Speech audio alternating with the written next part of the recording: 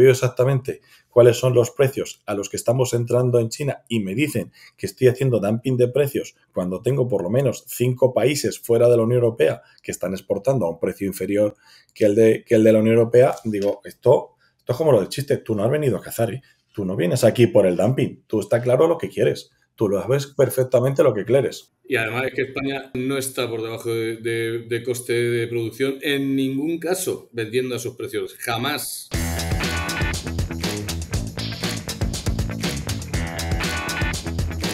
Hola, soy Guillermo Ramis y hoy voy a ser vuestro anfitrión en este nuevo episodio de Porcicast, que donde ya sabéis que cada vez que tenemos un invitado le decimos que es la primera vez que va a participar, pero que seguramente no la última. Y hoy tenemos el honor de repetir por primera vez un invitado a base de ser nominado. Y es Miguel Ángel Higuera. Miguel, es un verdadero honor tenerte hoy aquí. Muchísimas gracias por aceptar nuestra invitación. Muchísimas gracias a vosotros, para mí es un honor y un placer, así que una gozada poder estar aquí con vosotros en el Porcicast. Como decía Mike Moorhead, vamos a hablar de cochinos, de qué si no. Lo primero que te voy a pedir es, como siempre, por si acaso la remota posibilidad de que alguno de nuestros oyentes no te conociera, te pido que por favor nos cuentes tu formación, tu desarrollo profesional y a qué te dedicas hoy exactamente. Pues si hay algún afortunado que todavía no me conoce, porque todos los demás pues tienen la desgracia de sufrirme, ¿verdad? Pues yo me llamo Miguel Ángel Higuera. Soy veterinario de formación, ¿vale? Pero agricultor y ganadero de familia. Entonces, digamos que crecí en un pequeño pueblecito de Segovia, muy orgulloso, que se llama Cantimpalos. Me vine para Madrid, estudié veterinaria y cambié la parte familiar de vacuno de cebo por el porcino. Y desde que terminé la carrera, antes de que termine la carrera, pues ya he trabajado en porcino. He trabajado en diferentes empresas, estuve en Cubus, estuve en Proinserga, pasé por la NPS y actualmente soy el director de la Asociación Nacional de Productores de Ganado Porcino. Entonces, lo que hacemos es todo lo que tenga que ver con el sector porcino, tanto a nivel de las comunidades autónomas, del ministerio, como de Bruselas, porque ahí, Ramis, también tengo el honor de representar a los productores españoles y en algunos grupos, incluso a todos los europeos, a nivel de la Comisión Europea, y eso son otras peleas un poquito más complicadas dentro de una organización que tenemos arriba que se llama el Copa Cogeca, y con la Comisión, con el Parlamento y con el Consejo. Es decir, que nos dedicamos a bastantes temas de variedades. Sí, desde luego no hay nadie en este país que defienda el sector como tú, eso lo puedo decir claro. Me gustaría puntualizar una cosa. Yo me crié en Madrid, como bien sabes, y en Madrid cuando hablábamos de chorizos de calidad, hablábamos de chorizos de Cantimpalos. Así me he criado yo de hermoso, No es por hacer publicidad o de récord, pero bueno, oye, cada uno tiene que estar orgulloso de dónde es, y yo muy orgulloso soy de ser Cantimpalos, así que lo voy diciendo a los cuatro vientos siempre. Siempre hemos dicho que los chorizos de Cantimpalos son de los mejores que hay en el mundo, eso es verdad. Bueno, pues hoy, para variar, vamos a hablar de coches eléctricos. No, que va. ¡Qué barbaridad! Vamos a hablar de cochinos, que es lo nuestro, joder. Y vamos a hablar del principal productor del mundo, que es China. Porque, bueno, es un tema que está candente y creo que merece la pena que alguien como tú, que conoce tan bien el sector y no solo, como has dicho, no solo a nivel español, sino europeo y mundial, pues nos dé su opinión sobre qué está pasando. Vamos a empezar poniendo en contexto a China en el mercado del cerdo de la Unión Europea, pero sobre todo en el mercado del porcino español. ¿Qué supone China y qué ha supuesto en los últimos años China para nosotros? Pues como bien has dicho, China es el principal productor mundial. Es decir, tenemos, y siempre la histórica, es que prácticamente el 50% de los cerdos mundiales estaban en China. En los últimos años ha habido un gran cambio derivado de un tema tan sumamente veterinario como es una enfermedad, la peste porcina africana. Entró en China en el 2018 y la caída de la producción fue terrible. Pasó de estar produciendo alrededor de 52-53 millones de toneladas de carne de cerdo a 37, es decir, la caída fue brutal. Y eso lo que nos dio fue la oportunidad muy interesante de exportar aún más de lo que exportábamos. Es decir, la relación con China nuestra, la verdad que es bastante histórica. Fuimos de los principales países en poder exportar a China. Lo que pasa es que antes de la peste porcina africana, el principal destino o principal producto que teníamos era lo que llamamos aquí subproductos, delicatessen para ellos, que cada uno lo llama como más o menos se acerca a su paladar. Pero claro, con la peste porcina africana tuvimos una oportunidad de negocio muy importante, precios altísimos, no había carne de cerdo. ¿Cuál es el contexto? Que en el 2020-2021 prácticamente el 45% de lo que estábamos exportando fuera de España iba a China. Imagínate el peso que teníamos en las exportaciones a China. El contexto actual de nuestras exportaciones es que China ha recuperado la producción de una forma sorprendente, yo lo digo, porque yo estimaba que iba a recuperar la producción, pero me esperaba una recuperación más allá del 2025, y lo han conseguido prácticamente en el 2023. Si antes te he dicho que estaban haciendo 53 millones de toneladas antes de la peste porcina africana, ya están haciendo 55. Es decir, el repunte de producción ha sido bestial. Eso, gran incremento de la producción. El incremento de consumo vinculado a los precios que siguen siendo caros. Tema de crisis económica que tienen en China, que no se habla mucho, pero hay que reconocer que la economía en China pues está a medio gas a nivel de consumo por otro problema que ha sido la burbuja inmobiliaria que ha explotado allí, hace que el sector porcino chino no esté muy boyante. Es decir, prácticamente los números o no salen o hay pérdidas.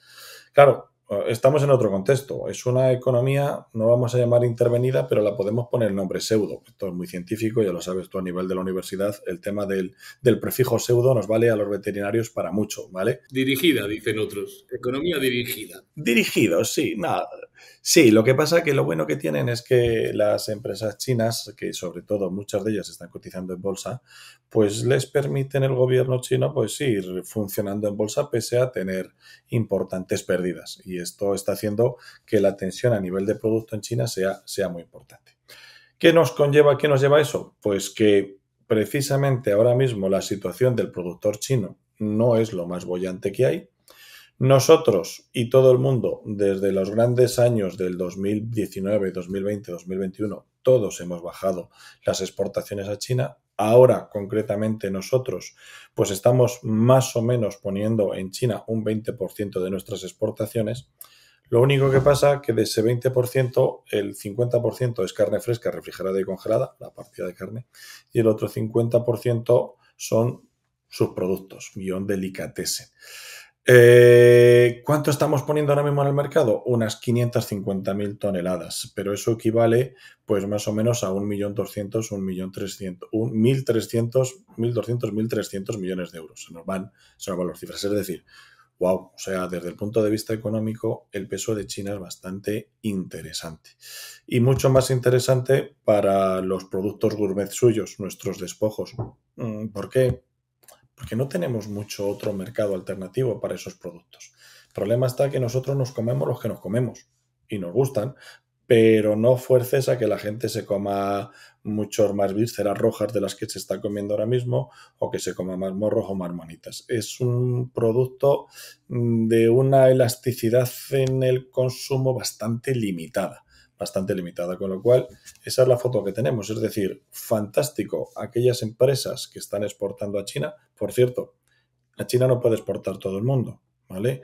A China solo hay una serie de empresas que están autorizadas para exportar y aquellas empresas que están autorizadas para exportar, pues el diferencial en el escandallo que tienen gracias a China es bastante interesante.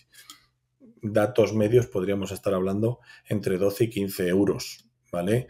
Del escandallo solo y exclusivamente por tener China o no tener China. Es decir, cuidado que la rentabilidad y la diferenciación económica que nos da China es muy buena, ¿vale? Entonces, a partir de ahí, paramos y vamos al siguiente punto, porque eso es la foto fija de China pre-dumping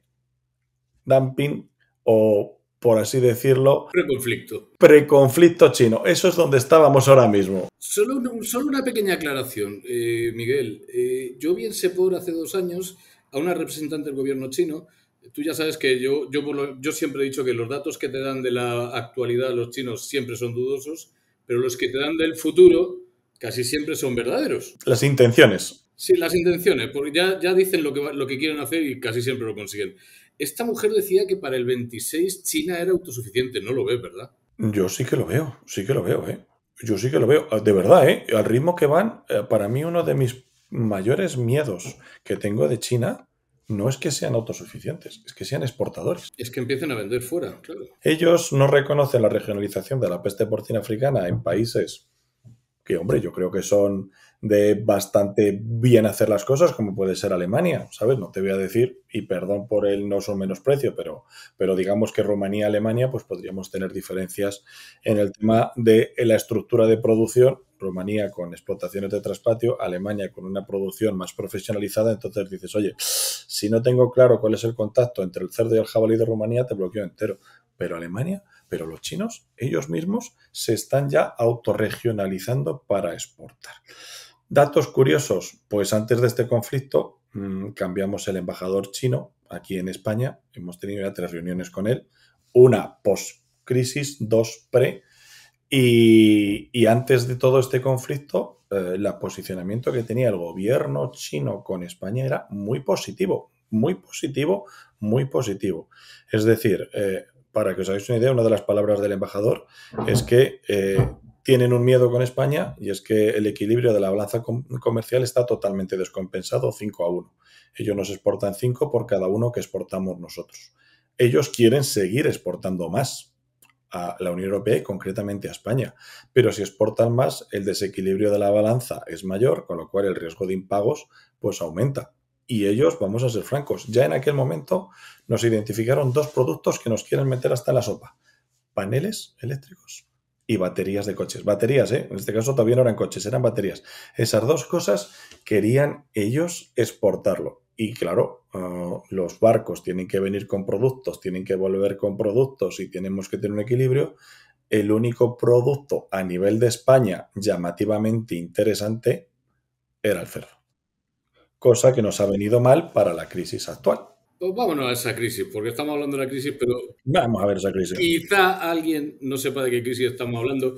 Y ahora es cuando recuperamos la broma inicial de que en realidad vamos a hablar de coches eléctricos.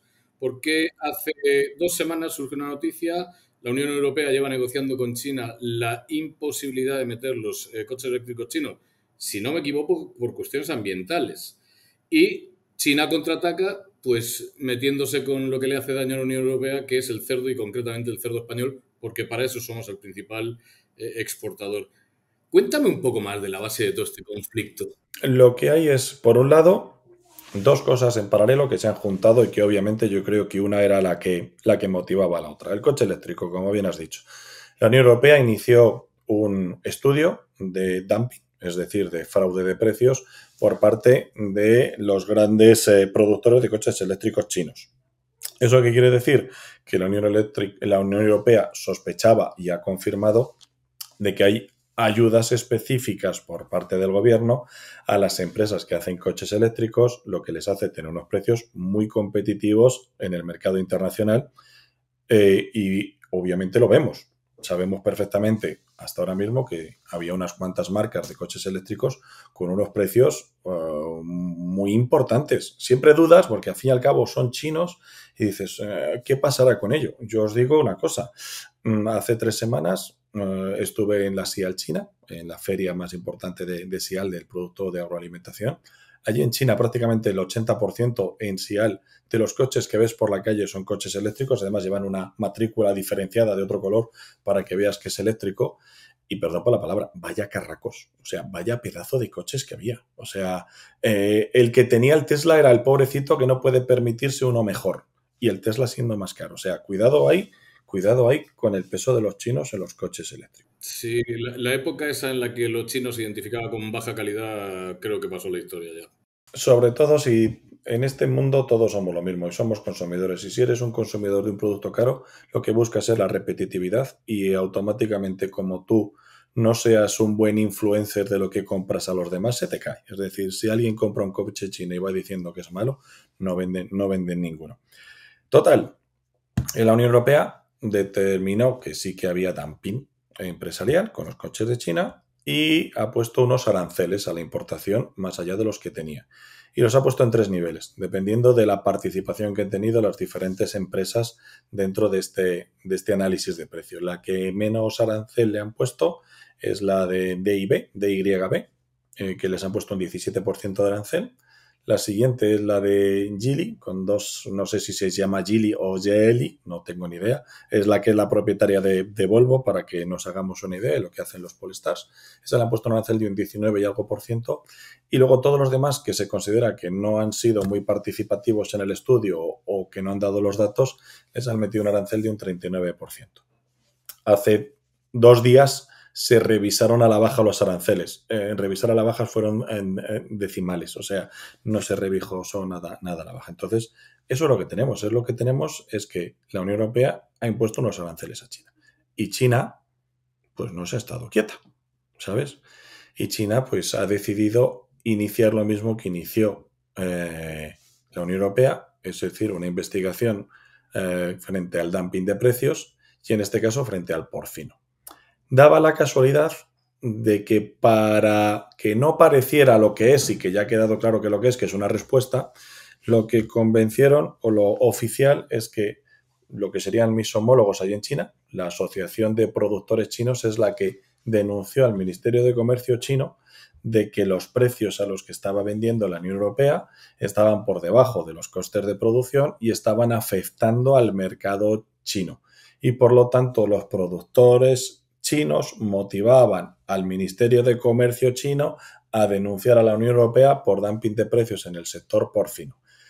Y eso justamente ha coincidido en el mismo tiempo, con lo cual pues está clarísimo que una cosa estaba vinculada a la otra. Es decir, que en este caso la Asociación de Productores, vamos a llamarla y con muy entre comillas, ha sido el tonto útil necesario para iniciar el procedimiento de denuncia, pero todo esto está claro que está enmascarado en una respuesta de ojo por ojo, diente por diente, de los chinos a la Unión Europea. Y ahora llega la parte más conflictiva, Guille, que es para nosotros, y es que ¿quiénes han sido los dos países más beligerantes para poner los aranceles a los coches chinos?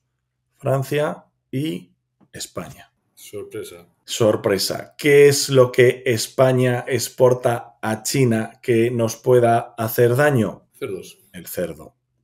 Los alemanes, que son obviamente pues más listos, ya se lo vieron venir y el ministro alemán de Comercio se fue a China y lo primero que dijo es que no nos vamos a hacer daño y ha salvado, no la carne de cerdo porque no exporta, pero ha salvado los coches, obviamente los caros alemanes. Es decir, que tú piensas, dices, oye, si me pones trabas al coche eléctrico, pues todos los grandes BMWs y Mercedes que exportas para allá, pues te los pongo. Pues no, los han salvado totalmente. Alemania ha quitado de la ecuación que la contrapartida sea coche con coche y ha hecho y ha figurado y se ha montado encima todo, que se ve que prácticamente los dos países que están contra China en el caso del coche eléctrico son Francia y España. Y claro, pues el gran damnificado en este caso es España, porque nosotros estamos exportando más del 50% del producto de carne de cerdo y de productos, en este caso despojos de la Unión Europea. China viene de España, con lo cual la medida es una medida muy bien pensada y como una reacción contra España, en la cual el sector porcino, sin verlo ni beberlo, nos encontramos como los damnificados podemos hablar claramente, de unas malas decisiones políticas por defender a un sector y poner en tela de juicio. O sea, que realmente hemos sido unas víctimas colaterales de algo que además roza bastante el absurdo, porque España ni siquiera tiene grandes intereses en la automoción, al menos en la automoción de coches eléctricos. Claro, ese es el problema, que yo creo que en España, como tenemos al fin y al cabo las grandes plantas de ensamblaje de otras marcas de la Unión Europea, principalmente, pues bueno, si te pones a mirar por todo el escenario español, todas las marcas que hay, pues te encuentras con que hay un grupo de marcas donde sí que van un poquito más atrasadas en el tema del coche eléctrico y donde tienen dificultad de competir. Es decir, obviamente, lo digo así de claro y lo he dicho hasta en la prensa, un sector que es la automoción que no ha hecho los deberes, no es competitivo, no ha sabido pelearse contra el mercado mundial, nos hace la Pascua a un sector que ha hecho los deberes, que es competitivo y se ha peleado en el mercado mundial. Es decir, una vez que tú conquistas China, llega y por carambolas de un tercero te puedes quedar fuera del mercado porque artificialmente se te van a subir los precios. Con lo cual, digamos que la mala leche, cabreo y cosas que se definan con adjetivos similares es normal que se tengan, porque ¿por qué tenemos que pagar nosotros los platos rotos de un sector que no ha hecho los deberes? Y nosotros sí que lo hemos hecho. Es decir, ¿por qué? ¿Por qué? Estoy completamente de acuerdo y lo digo públicamente por si te tienen que mandar un burofax, coño, que no se olviden de ponerme a mí. A Tengo mí que que me apunten en la lista, saben dónde estoy, así que... Pero es verdaderamente absurda toda la situación y sobre todo con un sector que nos destaca, que es el porcino, en el que somos verdaderos líderes mundiales. Datos. Perdona, que te voy a dar unos datos, porque los he sacado antes y simplemente para que la gente los tenga un poquito claro. Exportaciones de diferentes países a China en el 2023. Precio unitario de productos. Si vamos a carne, o sea, solo he sacado dos, el de carne y el de despojos. Carne fresca, congelada y refrigerada. Precio kilo exportado a China desde Dinamarca 2,34. Voy desde el más caro al más barato, ¿eh? Francia 2,32, Brasil 2,30, España 2,12, Holanda 2,05, Irlanda 2,01. Y cuidado que vamos, ahí cambiamos a otro continente. A ver si os suena. Canadá 1,90, Chile 1,79, Estados Unidos 1,65. Y los que hacemos dumping de precios somos la Unión Europea. Despojos. Despojos, te digo exactamente lo mismo. A ver cuánto exportamos el valor de kilos, que es coger todos los kilos que hemos exportado por el valor unitario. España, casi de las más caras, exportamos despojos a 2,56. Francia, 2,56. Estados Unidos, 2,40. Holanda, 2,24. Dinamarca, 2,06. Irlanda, 1,99. Chile, 1,90. Canadá, 1,83.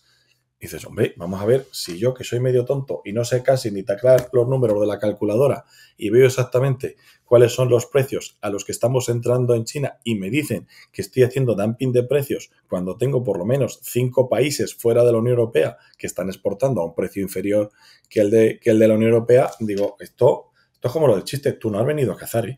Tú no vienes aquí por el dumping, tú está claro lo que quieres. Tú lo sabes perfectamente lo que quieres. Y además es que España no está por debajo de coste de producción en ningún caso vendiendo a sus precios. Jamás. Y además es que parece que podría ser casi hasta un insulto un poco de la inteligencia de las grandes industrias exportadoras españolas. Todo exporta y exportas al precio que más puedas, al que más te lo pueda pagar. Tú tienes un producto, puede ser un chuletero, puede ser unas manitas, puede ser lo que sea, y tienes 4, 5, 6 o 10 mercados, el que más tenga donde puedas exportarlo. Y vas viendo cuál es el que mejor te lo paga.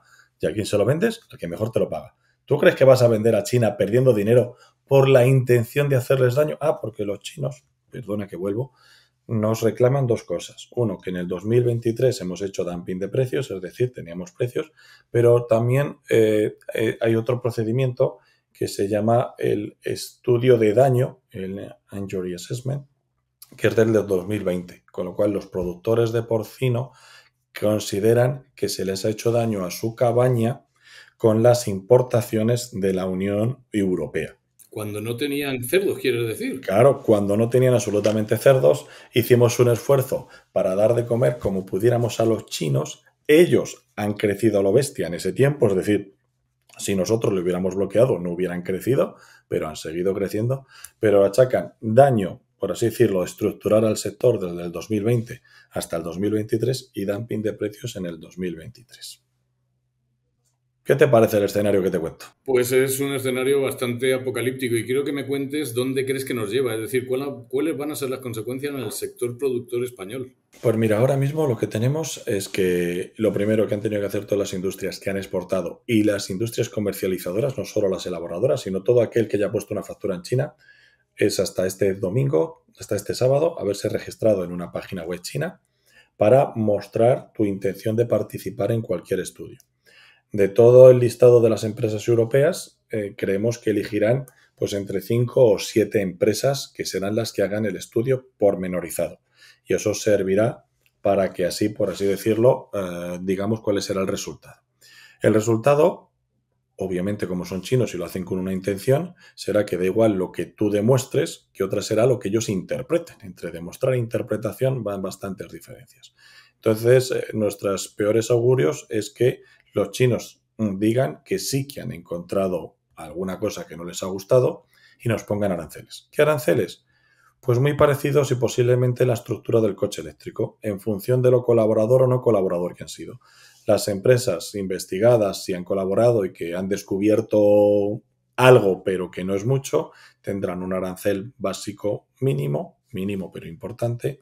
Posiblemente haya otras empresas que consideran que no lo han hecho bien o que no han dado información correcta tendrán un arancel medio, y todos aquellos que no hayan querido participar voluntariamente en el estudio les cascarán el arancel mayor. El arancel mayor estamos hablando posiblemente de un 70%, y el arancel menor estamos hablando de a lo mejor un 15% sobre el que ya tenemos. Actualmente, prácticamente en función del producto, tenemos aranceles de un 20, un 12%, pero es el mismo arancel para todos los países terceros.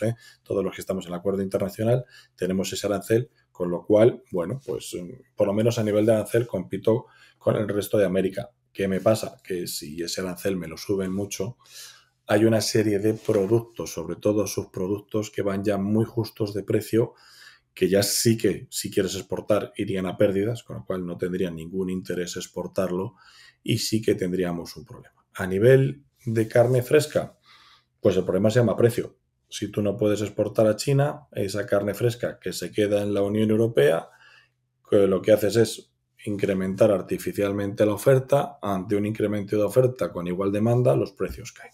Por lo tanto, bajada de precios si se confirman los aranceles. En el caso de sus productos, pues ya te digo que todavía eso es más complicado porque no hay plan B adecuado para los subproductos, que no sea que se los coma un chino o alguien más o menos del este, vamos a llamarlo, porque podríamos tener algunos otros mercados, pero no de tanto volumen como China. Entonces, los subproductos, analizándolos concretamente los mercados, no hay. Entonces, tenemos 3 opciones para los subproductos. 1, pasarlos a proteínas animales transformadas para alimentación de pollos. Podría ser una buena opción si entrara en precio, porque el año que viene, pues no es por dar malas noticias, pero tenemos la directiva de deforestación, con lo cual la soja se va a subir de precio, y tener una parte que ya no necesite tanta soja aflojaría el mercado de la soja, no viene mal. Perros y gatos, ir a pet food, muy interesante. Y luego destrucción y hacer fertilizantes. Destrucción y hacer fertilizantes es la menos adecuada porque lo que haces es perder el 100% del valor.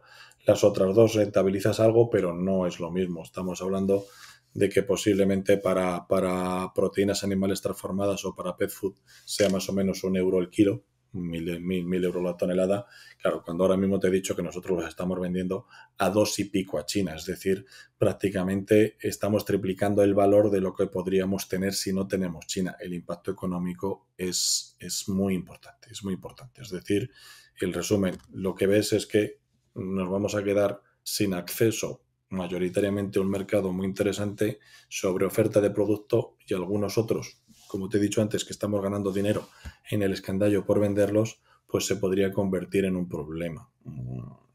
Es importante lo que tenemos delante. Sí. Es muy interesante el análisis que haces, porque desde luego España con carne fresca puede huir a otros mercados, evidentemente.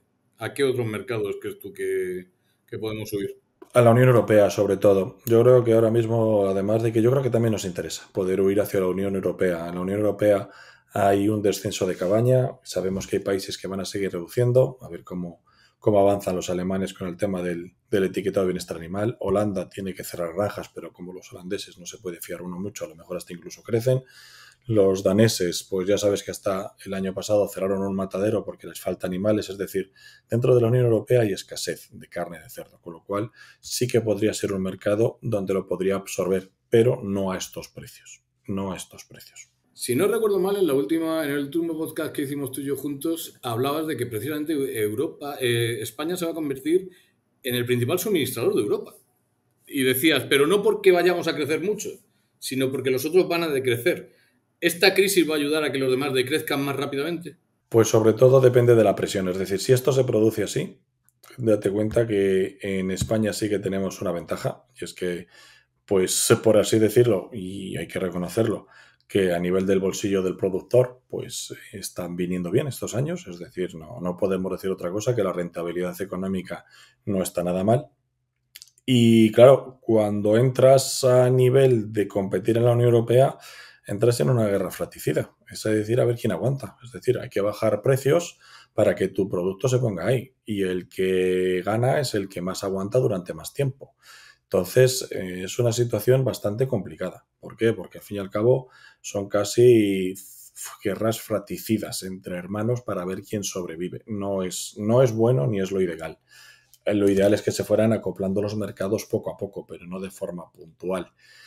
Desde el punto de vista estratégico, a España, nos interesa tener las puertas abiertas a cualquier otro mercado porque si surge la oportunidad poderle vender, pero en mi punto de vista, y esto es particular, estratégicamente nos interesa tener cuanto más producto en la Unión Europea, mejor.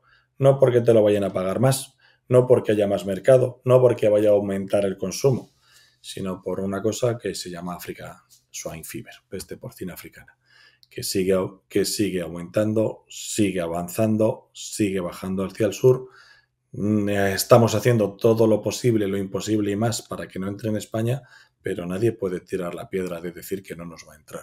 Entonces, hay que contemplar, Guille, todos los escenarios. Sí, y además podemos decir con orgullo que es que además la Unión Europea ahora mismo no tiene nada con que restringirnos las exportaciones, ni sanitariamente, ni por bienestar, ni por medio ambiente. Hemos hecho, como dices tú, todos nuestros deberes bien hechos. Nosotros lo tenemos todo. Con lo cual no nos pueden vetar las exportaciones en la Unión Europea de ninguna manera. Nosotros lo único que tendríamos es que en el caso de una peste porcina africana, la zona positiva se regionaliza, esa parte no podría exportar a la Unión Europea, pero el resto de España sí, con lo cual si tienes mucho más peso de exportación dentro de la Unión Europea te da mucha más tranquilidad desde el punto de vista de estabilidad de tu mercado, no del punto donde te entre la peste porcina africana que va a estar fastidiado, pero el mercado completo sí que te daría un poquito más de estabilidad y bueno, pues visto cómo se la calzan los países terceros que de buenas a primeras te dicen los chinos que te pueden poner un arancel, por cierto, puede ser que te pongan un arancel antes de terminar el proceso de investigación, ¿vale? Pueden llegar y decir, oye, por tema de precaución y prevención, yo te voy lanzando un arancel mientras voy haciendo la investigación. Es decir, que incluso es otra de las cosas que ha generado bastantes dudas dentro de la industria, porque claro, a China se mandan barcos. Puede ser que el barco que tú estés cargando hoy y que descargue en China de aquí a 3 semanas, pues no lo sepas y el precio que tú has cerrado hoy resulta que luego tenga un 10, un 20 o un 30% de arancel y en ese contenedor has palmado pasta. O sea, ahora mismo las dudas que hay sobre el tema del comercio son bastante importantes. Definitivamente, fuera de programa, fuera de guión, Miguel, dame tu opinión. ¿Qué pasa con la africana? ¿Crees que vamos a ser capaces de defendernos de la africana?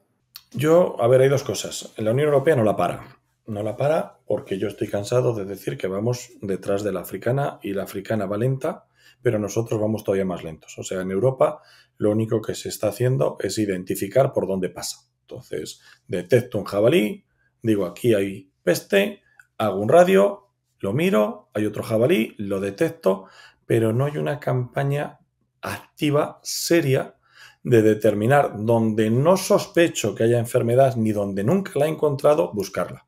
Porque esa es la clave. O sea, a mí que me detecten la peste porcina africana en animal muerto, ¿cuál es la respuesta? ¿Qué tú dices? Y yo digo, pues vamos tarde.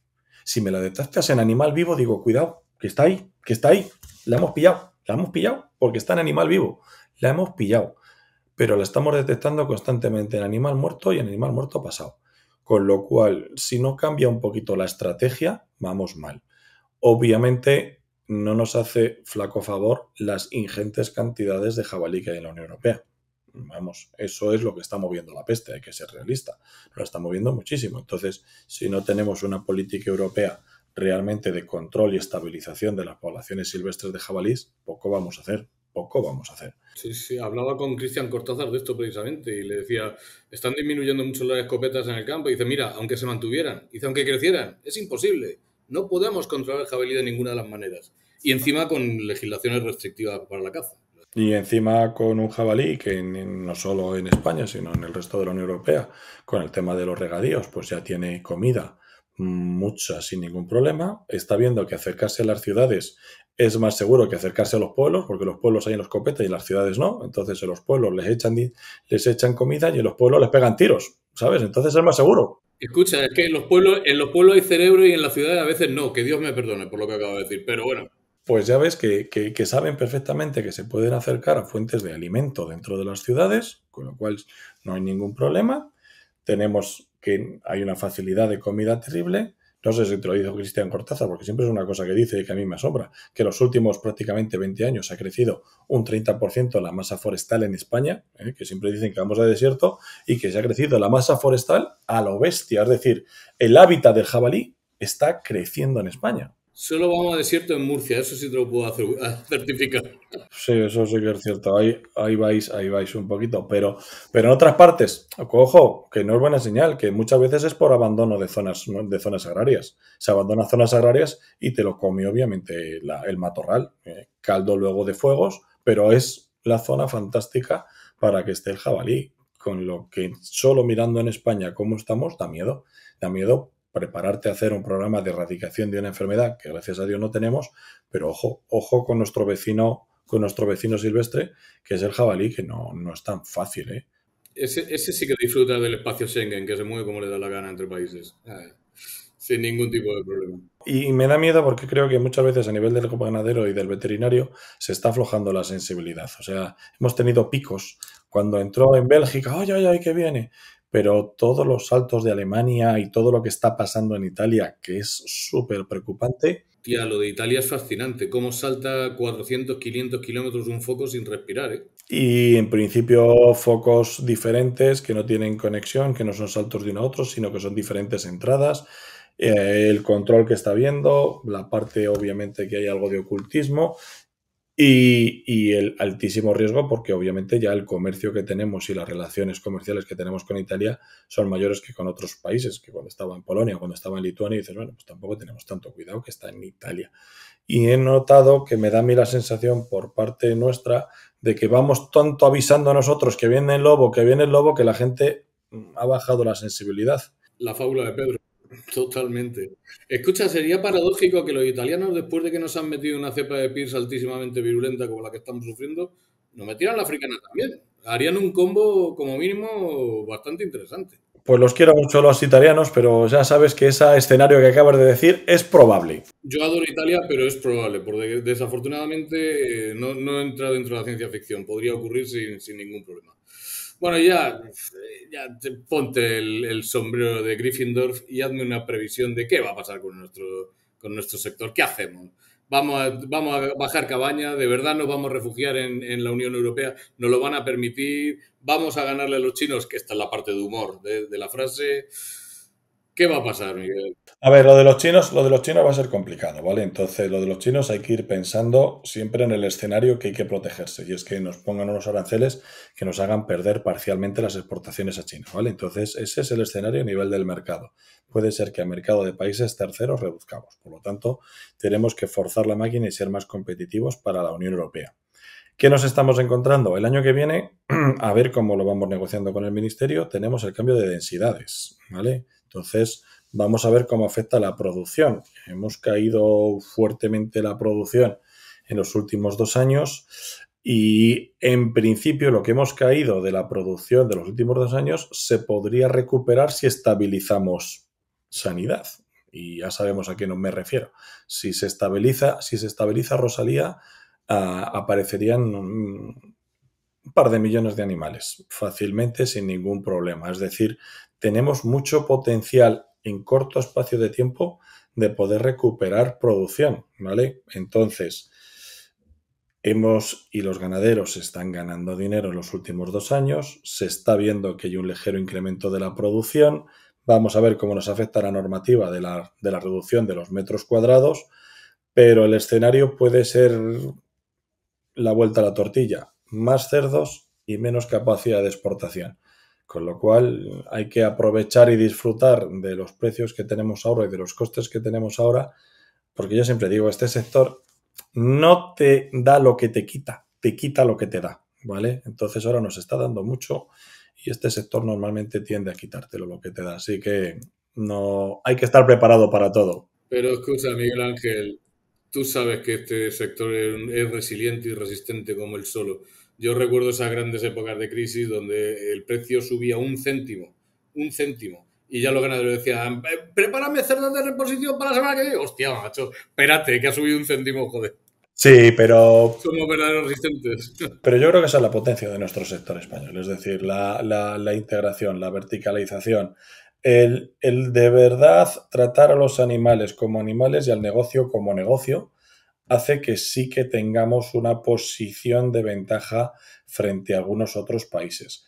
Pero hay que tener todas las cartas encima de la mesa. Y para nosotros ahora mismo recuperar producción es importantísimo. ¿Por qué? Porque los mataderos necesitan más cerdos. Si recuperamos producción bajará el precio. Pero no importa, lo digo yo como defensor de los productores, no importaría bajar un poco el precio en el caso de que nuestra cadena cárnica se equilibrara y ganáramos todos, ¿vale? Porque ahora mismo hay bastante tensión y eso no es bueno.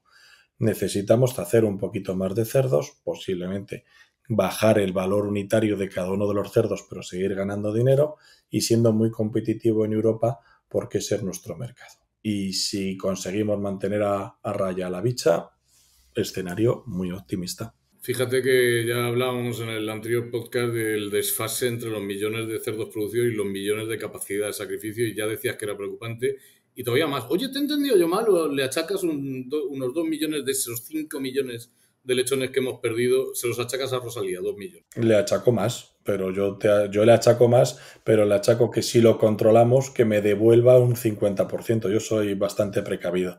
Está claro que no la vamos a poder controlar totalmente. Es decir, si me dijeras, erradico Rosalía y qué producción espero, pues sería otra.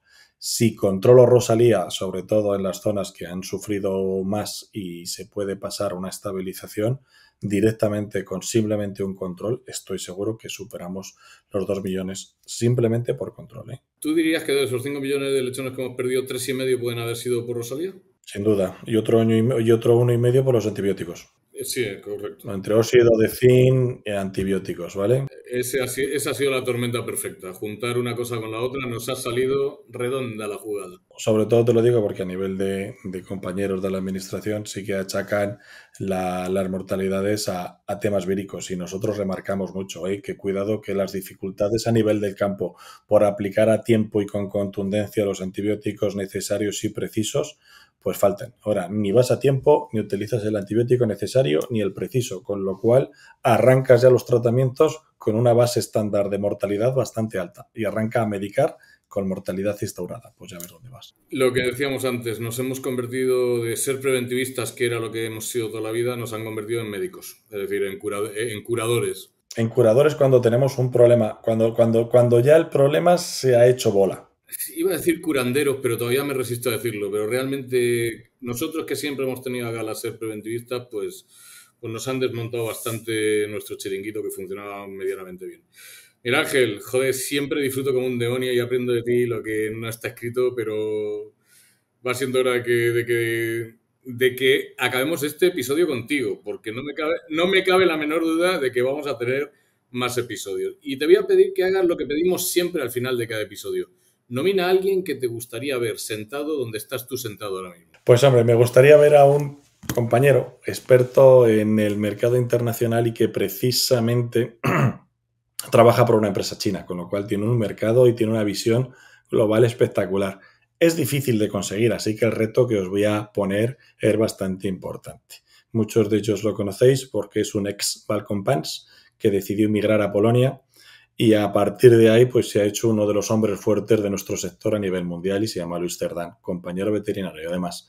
Así que ahí os lanzo el reto, a ver si podéis echar el anzuelo y que participe en un podcast con vosotros. Pues tuve la fortuna de conocer a Luis, me invitó a dar una formación para sus mandos intermedios en el 2008, fíjate, en Prima, estuvimos en Lublin y en Poznan con Luis.